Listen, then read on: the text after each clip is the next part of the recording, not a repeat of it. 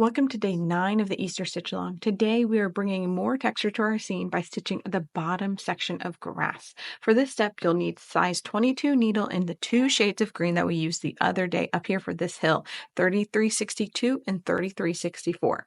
Just like we did in the back hill, we'll be using a seed stitch to create a natural textured effect. Like we did the other day, start with either color and stitch a series of random semi-vertical stitches across the area, fill it in 60 to 70% before switching to that second color to complete the section.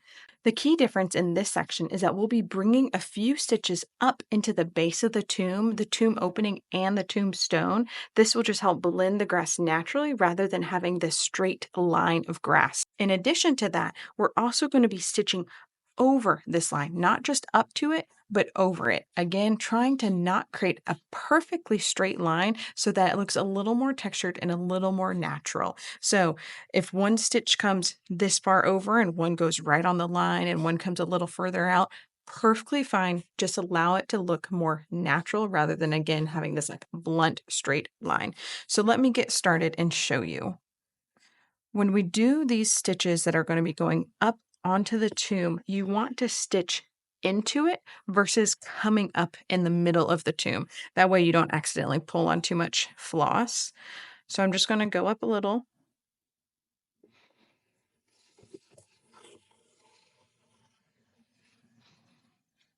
And then just keep moving.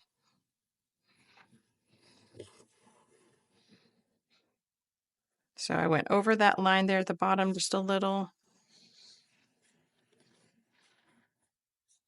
And you can kind of work left to right, staying all the way down here and then kind of slowly moving in, or you can kind of work your way up and down, whatever feels better for you.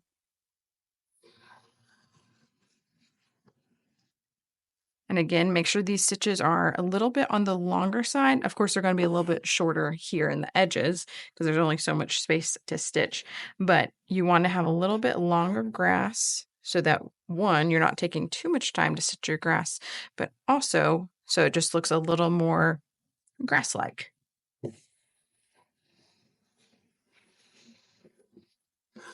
And just like we stitched this back hill the other day, it's kind of easy to accidentally make those stitches too far apart as you're first starting because you just think, surely they can't be that close together.